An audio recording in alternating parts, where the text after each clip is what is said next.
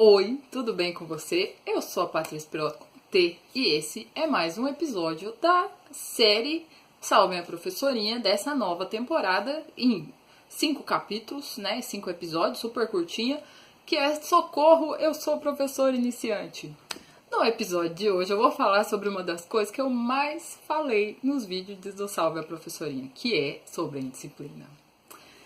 Porque assim, essa é a tônica, né? Se tem duas coisas que a gente discute sobre educação, é como fazer as crianças aprender e como lidar com a indisciplina. Só que antes, eu quero conversar com você, eu não vou impor a minha visão, claro, nunca, né? Mas eu quero conversar com você sobre o que é a indisciplina.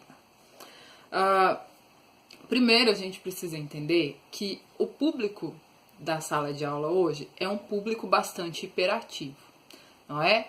Porque eles têm acesso a várias formas de comunicação. Eles estão o tempo todo plugados, ligados, interligados. Então, eles têm muita dificuldade em manter o foco. Muitas vezes não é um distúrbio, né, um transtorno, mas é a tônica dessa nova geração. Eles são assim, porque quando eles estão no celular, eles estão com 50 mil abas abertas, eles estão ao mesmo tempo que gravando o Snap, respondendo o WhatsApp, enfim, né? Então você tem que entender que esse é o seu público, tá? Partindo desse princípio, ele ficar meio alheio não é indisciplina. Quando você está passando no quadro, o aluno conversar não é indisciplina. A não ser que ele esteja gritando, aí você precisa conversar com ele, mas já falo sobre isso. Quando eles estão fazendo exercício, eles estão ali conversando, trocando, né? Não é indisciplina. Quando você está dando aula para um sexto ano e todo mundo levanta a mão enlouquecido porque quer falar, quer contar a historinha. Não é disciplina, é loucura, mas não é disciplina. Quando os alunos estão brigando, é indisciplina. Quando o aluno xinga o outro, é indisciplina. Se o aluno te agredir, é indisciplina. Aí sim, tá? Aí a gente tem uma outra visão. Mas a gente tem que parar de achar que a sala de aula vai ser silêncio o tempo todo. Gente, não vai. Eles são crianças, eles são adolescentes. Eles querem conversar, eles querem... Por que eu preparo minhas aulas já para um tempo para passar no quadro? Para esse tempo que eu passo no quadro, às vezes nem precisava passar. Mas é o tempo deles conversarem. Porque se eles conversam lá os 5 minutos que eu tô passando no quadro, eles não vão conversar o que eu tô explicando. Entende? Então você tem que ir criando essas técnicas e se adaptando à turma que você tem para não passar raiva. Então a primeira coisa que você tem que pensar é: conversa enquanto você não está explicando não é indisciplina. Mas se eu estou explicando eles estão conversando. Você tem várias formas de abordar isso. Tá? Você pode parar e olhar para as pessoas que estão conversando e aí elas vão se tocar. Você não precisa gritar, não precisa nada. Você só para e olha.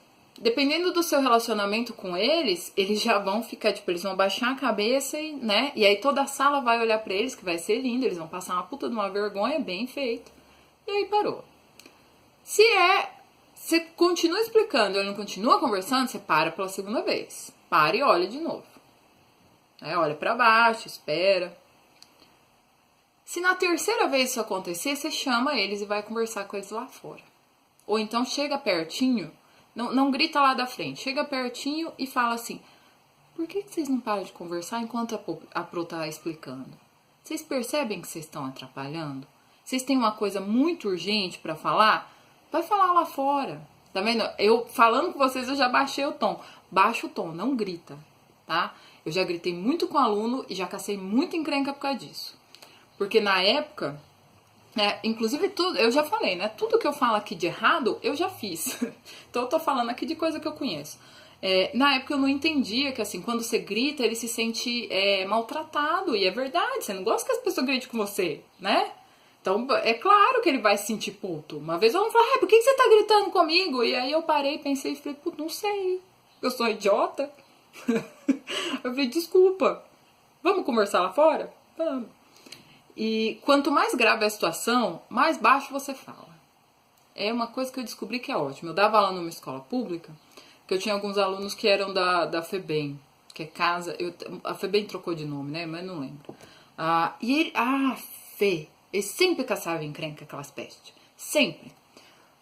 Eu falo para sentido figurado aqui, tá? Por favor, não tô desmerecendo aluno nenhum. Então, eu deixava eles fazendo lá o que eles estavam fazendo, fazia o meu rolê, dava a minha aula, e aí a hora que eu terminava, eu chamava eles lá fora. Botava sentado no banco e falava, fulano, por que você tá fazendo isso comigo? O que eu fiz pra você? Por que você não respeita a minha aula? Falava baixo, entendeu? Conversava com o menino. Aí ele vai rir na sua cara.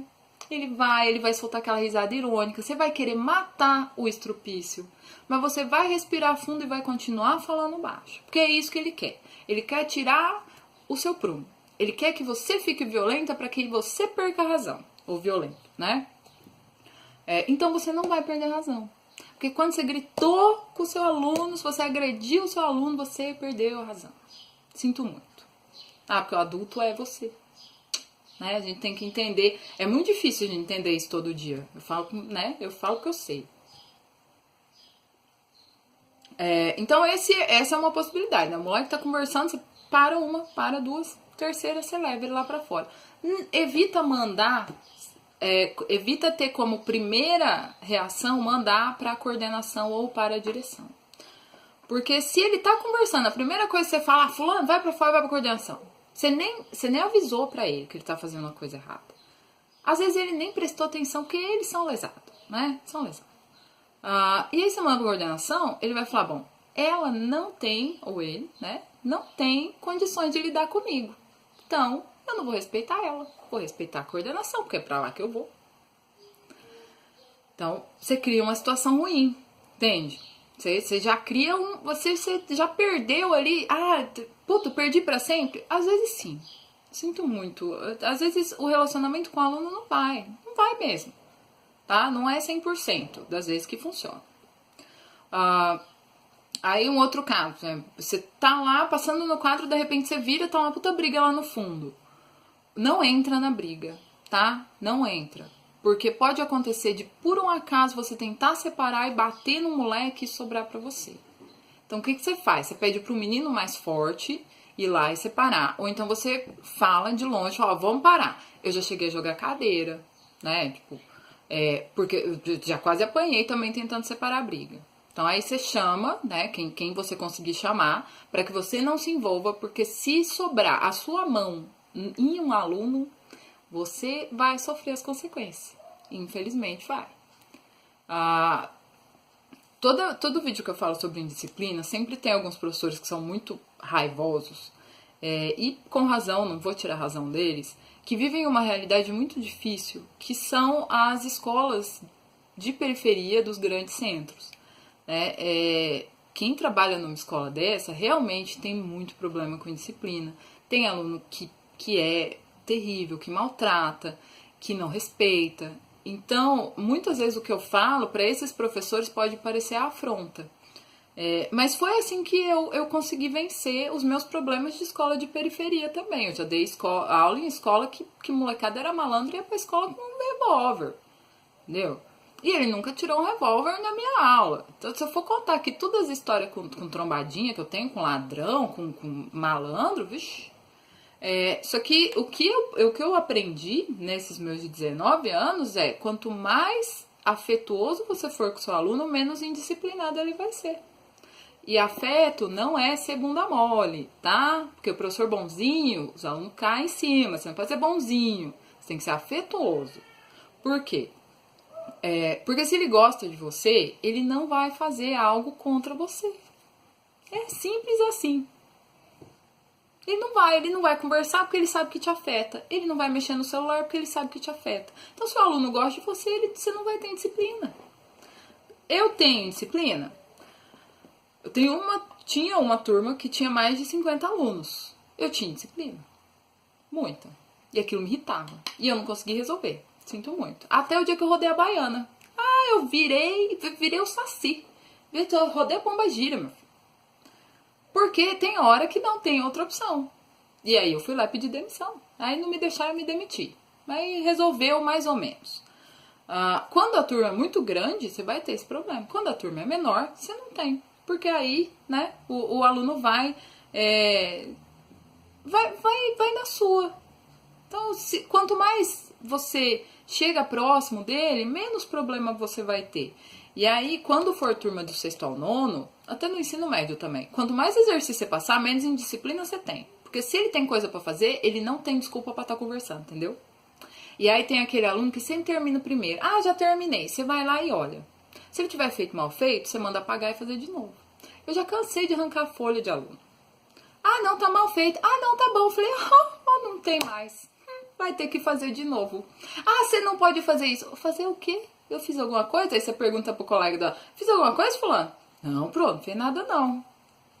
Só que você só consegue chegar aí depois de um tempo que os alunos já te conhecem, né?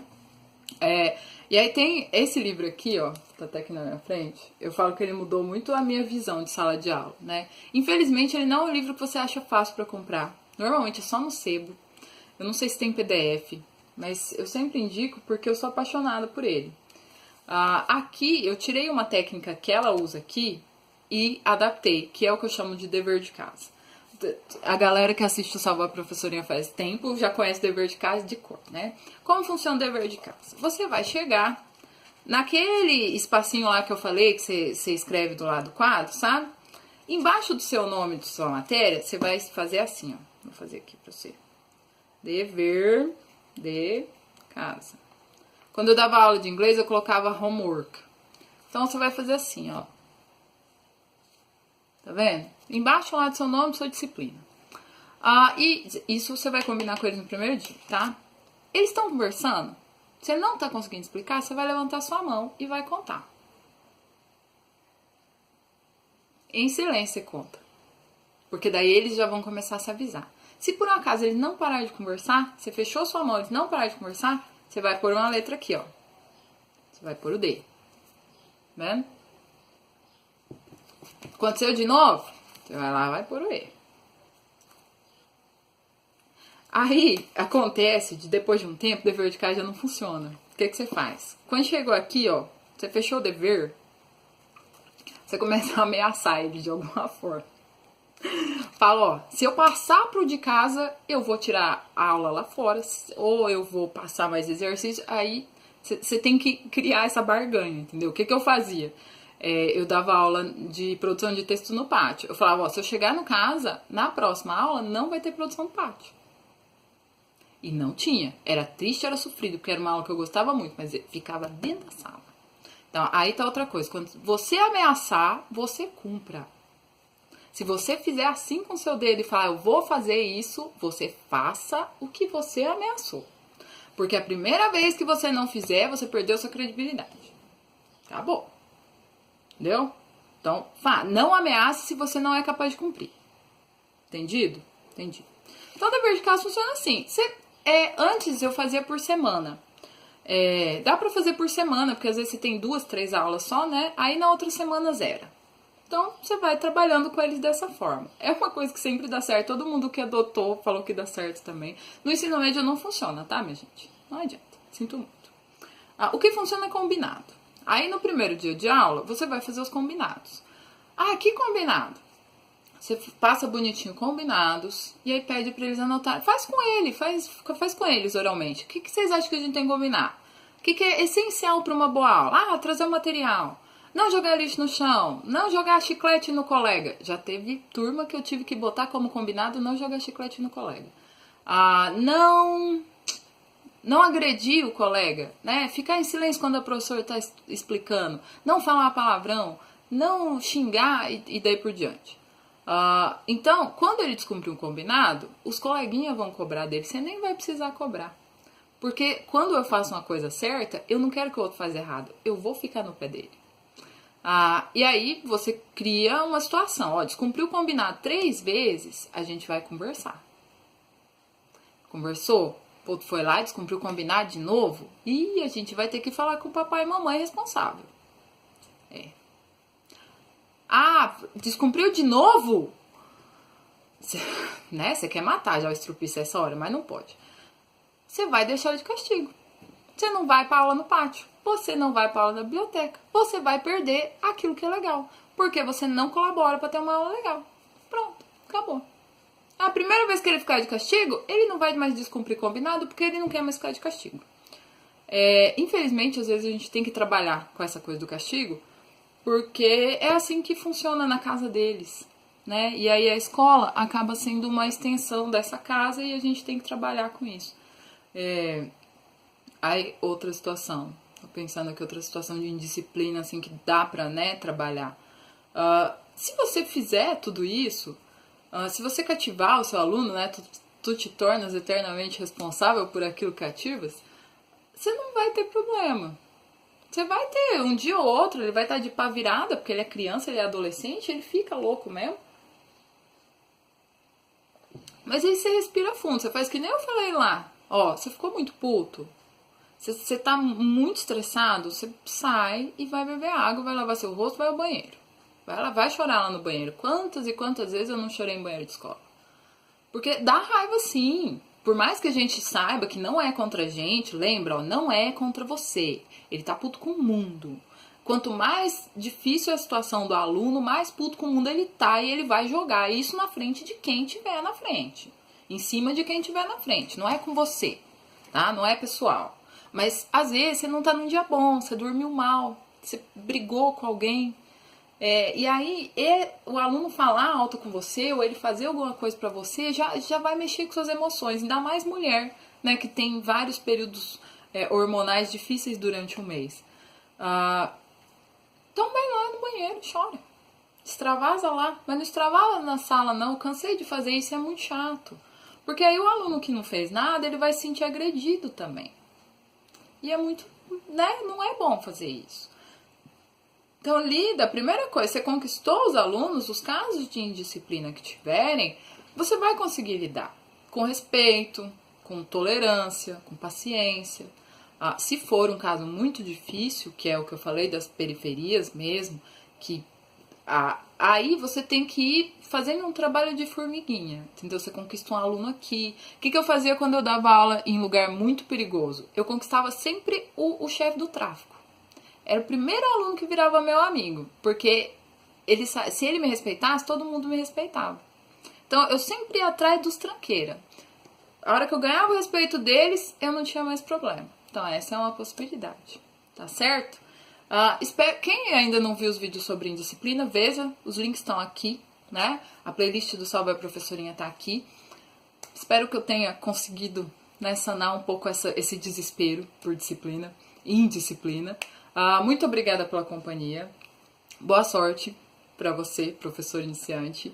Obrigada pelo like, por se inscrever, por compartilhar. Um beijo para vocês e até o último episódio.